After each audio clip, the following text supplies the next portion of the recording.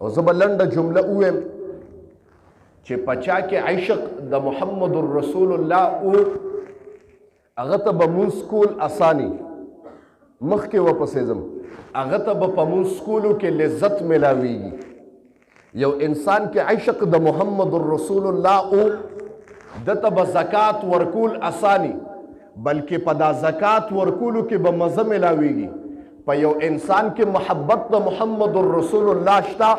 دته به د حج ادایګي اساني بلکې ورته به مزه میلاویږي پته ولګېده دا ټولو عباداتو نچوړ او ماخذ چې دی هغه محبت رسول الله صلی الله علیه وسلم مبارک دی او بیا اکثر یو خلک به ووایي چېرې چې دې ته څه ضرورت دی خو چې یو انسان امتي نو د هغه په زړه کې به عشق خامخای زه وایم تقاریرو ته ضرورت شته تقاریرو ته په محبت د رسول الله صلی الله علیه وسلم مبارک په موضوع باندې ضرورت شته ځکه که تقاریر نه کېږي نو موږ مسلمانان عاجز او کمزوري یو موږ نه خبره زر هېرېږي ورنه تا زه د صحابو زندګۍ ته بوزم صحابه راله نبی علیه السلام ته شکایت وکړه د الله رسوله منافقان شو معاذ الله نبی علیه السلام څه چل وشو د الله پیغمبره چې ستا په مجلس کې ناست یو کیفیت اعلا او اوچتی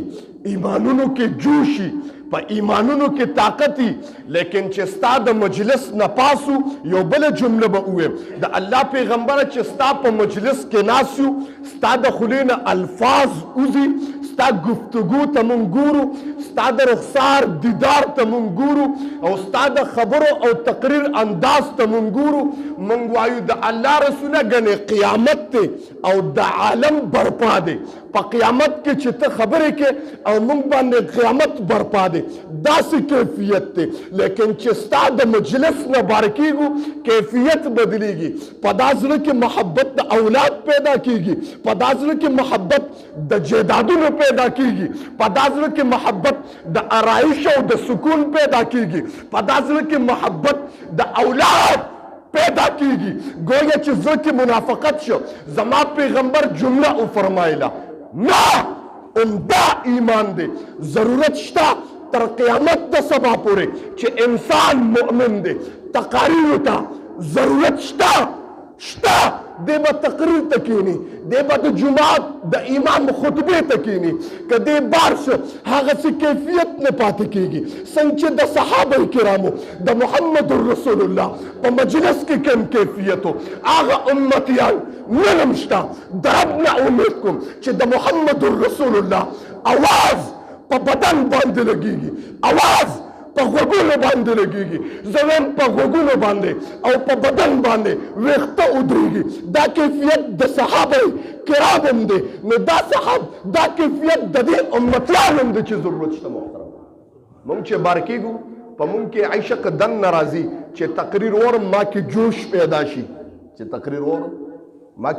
پیدا شي خو چې کله لږ ساعت بعد د جومات نه بار شم 2-3 غنټې وشي بیا رانه هیر شي نو دې د وجې نه علما کرام د ټویننګ دپاره څنګه چې یو انسان موټر سایکل او ګاډي نه ټویننګ کوي چې دې چارج شي او تازه شي داسې علما کرام وخت په وخت د جناب محمد رسول الله صلی الله علیه وسلم مبارک د عشق خبره کوي چې د امتیانو کې جذبه نورم را پیدا شي او نن بس تاسو 2-3 منټه زیات هم اخلم که خفه کېږئ نه که څوک نه خفه کېږي لږ لاس اوچت بیا اجي صاحب ما ته غوسه کېږي تنګېږي اجي صاحب غریب لږ بیمار هم دعا ورته لږ وکړئ چې الله شفا ورکړي وی یو صحابي راغی دې نه مخکې یو جمله وي تاسو ته پته ده چې زمونږ پیغمبر څنګه د زمونږ پیغمبر دی نو داسې د جماداتو پیغمبر دی د څه پیغمبر کاڼو ته جمادات کاڼي یا دونجي کاڼي د نباتاتو پیغمبر دی د حیواناتو پیغمبر دی بلکې زه به وایم چې تمام جمله دنیا ته پیغمبر راغلی دی او تاسو ته یو عجیبه جمله ویم نبی علیہ السلام چې په کوم منبر باندې کېناسته هغه د ونې خاخ و نبی علیہ السلام چې بل منبر جوړ شو منبر ته منتقل شو اخاخ و سره خوا کې مسجد نبوي کې و نو د ماشومانو د جړا اواز راغی زما جانان او فرمایل صحابه وګورئ دا څوک جاړي چې غوږ یې کېښودو د الله پیغمبر وي دا هغه منبر ونه جاړي چې ته به پکې ناستې او خطبه به دې ویله زما پیغمبر رانږدې شو ونې نه لاس چاپېره کولې جاړې د الله پیغمبره زما به دې جمعې ته انتظار او ما وي زما جانان به راځي او په ما به کښېني نن تا هغه ځای بدل کړه زه څه دپاره زندګي تېروم زما پیغمبر ورته جمله وفرمایله ونې ته د محمد رسول الله امتیانو ونې ته جمله وفرمایله قسم دې وي چې څنګه تا دلته محبت دی وی الله به دې ما سره په جنت کې یو ځای کې محترم ونې ته وی محترم مونږ خو بیا انسانان یو د محمد رسول الله امتیان یو ما وی نبی اسلام جمادات نبادات حیوانات گویا درندگانو چرندگانو پرندگانو تمام جمله کائنات تا زما پیغمبر ګوره اے پیغمبر او نبوت والا راغلی تاسو ته پته ولګېده پته شته خو ځان هم غلی کړی دی